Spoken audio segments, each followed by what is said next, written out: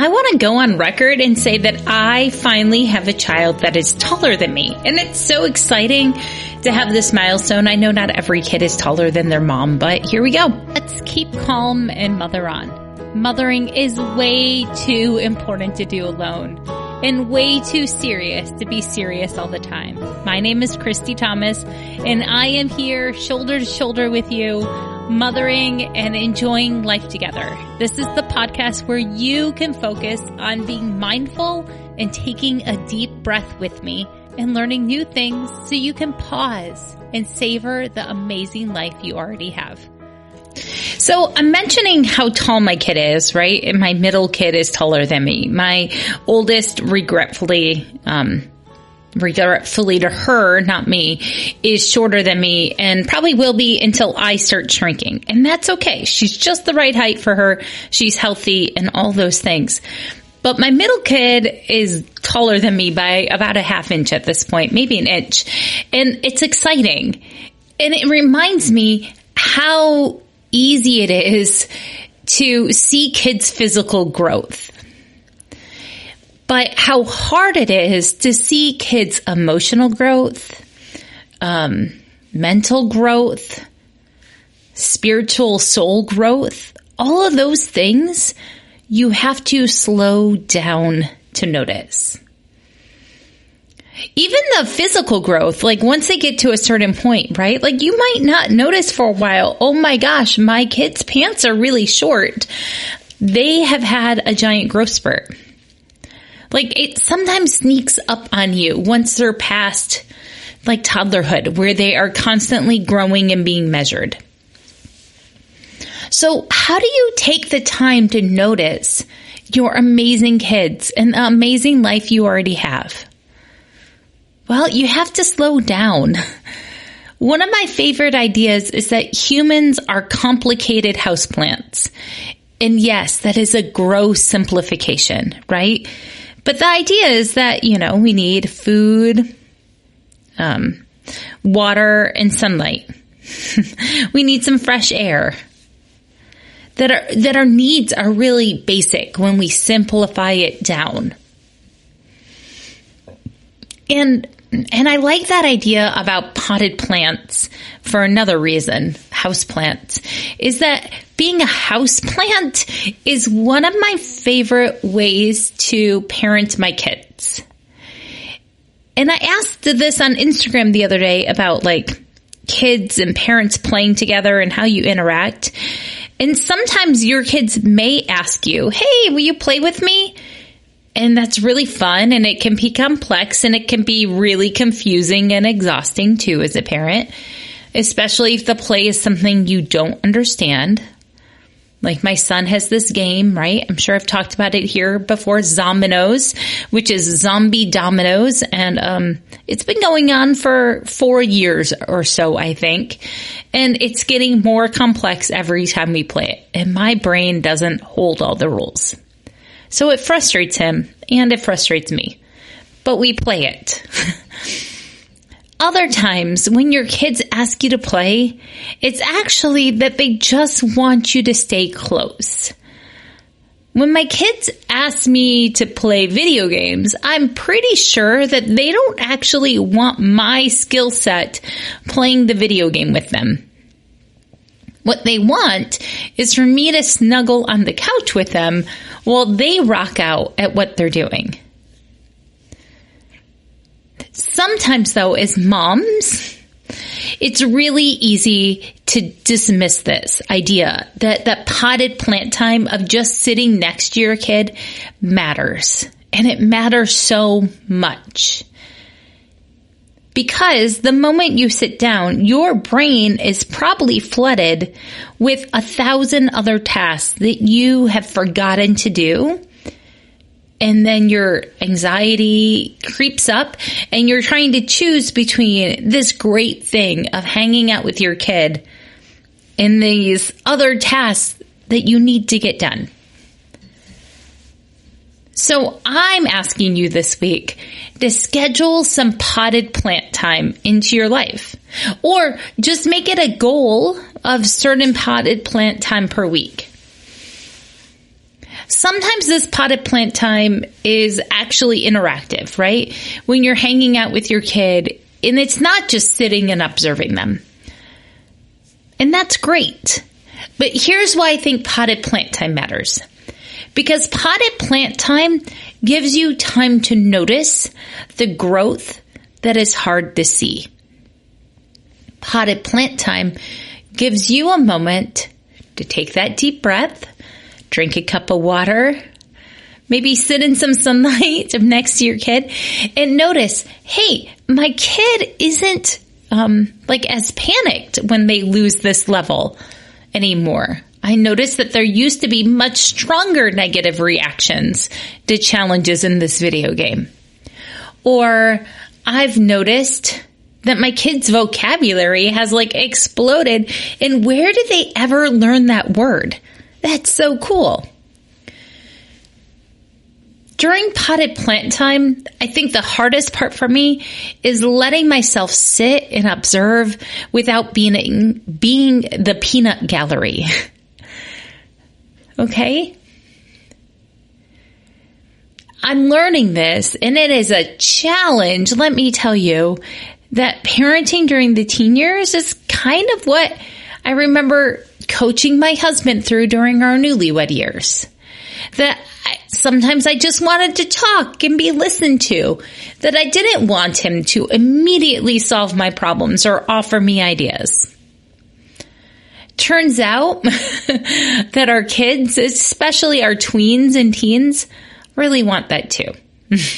And it's healthy. So knowing that I'm going into potted plant mode, I've built a basket. As you know, I like baskets. And what's in it right now is a washcloth I'm knitting, a scrubber dishcloth actually. And it's a simple pattern that requires zero thinking. And that's what I need to help activate that potted plant time.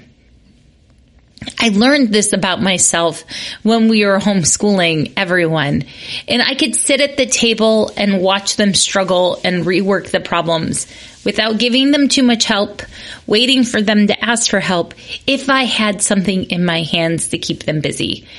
But my hands needed to be doing something that they could do without me thinking about it, because I didn't want to be mad if I got interrupted, and I didn't want to be lost in my thought about what my hands were doing. I wanted to be a present observer,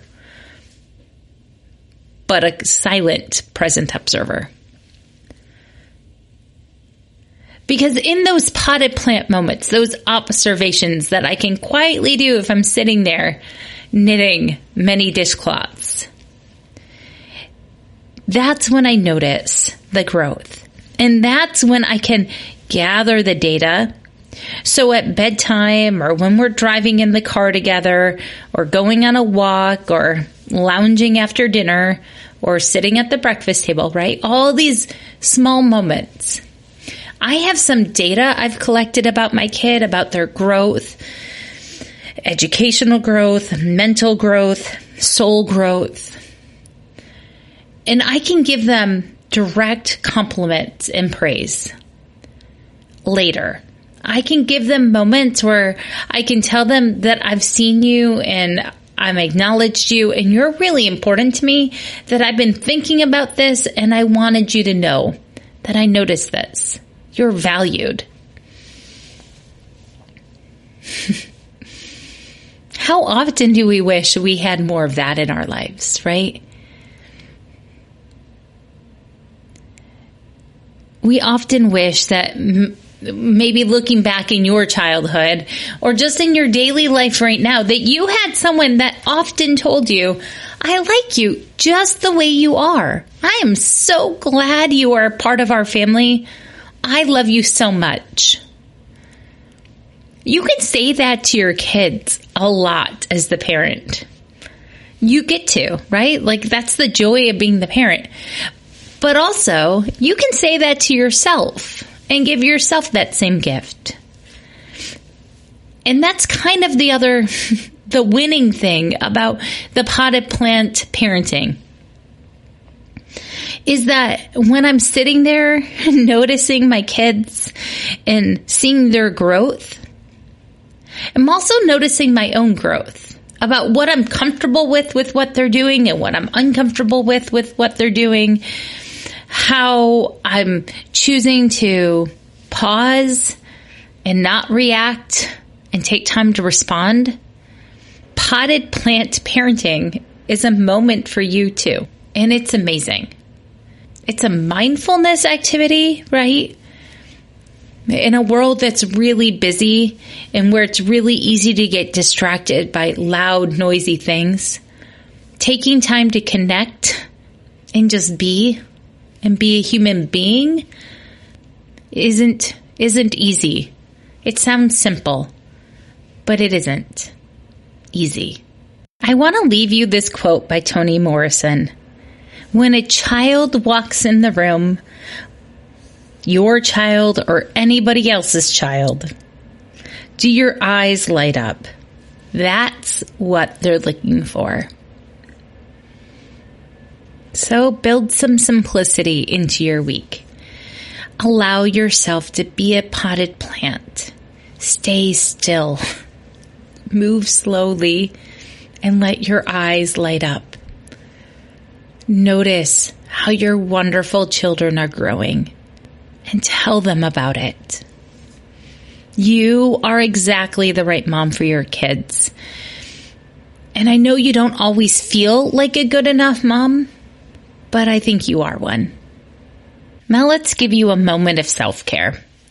Today's moment of self-care is inspired by my daily walks alone. And I think I've done this one recently, but that's okay. I'm doing it again. Take a moment and go on a walk alone. Seriously, get some fresh air outside. The treadmill doesn't count for this. Set a timer. One of my favorite tricks is to set like a 5-minute timer or 7.5-minute timer and then use that as my reminder to turn around. I've been doing that since I was a newlywed and my husband would go deep, deep, deep under the ocean on submarines. That I just needed that initial oomph. That 7.5 minutes didn't seem like it was too much. And for your family fun, I absolutely want you to schedule some potted plant time into your day where you just sit in the corner by your kids and notice them. They don't have to invite you there. I just want you to become a potted plant around your kids. Notice and observe and savor the kids that you have in this moment.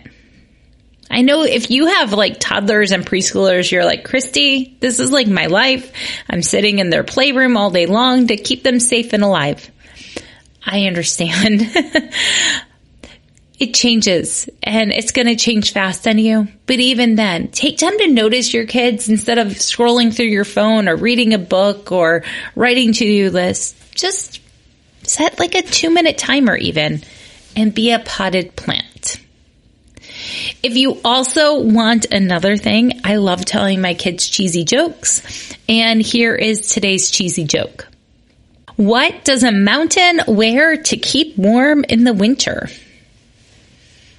A snow cap. Okay. I hope you have a good enough day. And if you want to learn more, I'm saving this at the end because I'm tiptoeing into here. If you want to learn more about the Good Enough Mom Society that I'm launching very soon, I would love for you to check out the show notes and sign up so I can tell you more about it. Because motherhood is too fragile to do alone, too serious to be serious. And you get to be a human during all of it, knowing that you're exactly the right mom for your kids. That's what the Good Enough Mom Society is for. We're all gems and we can shine together. Bye, everyone.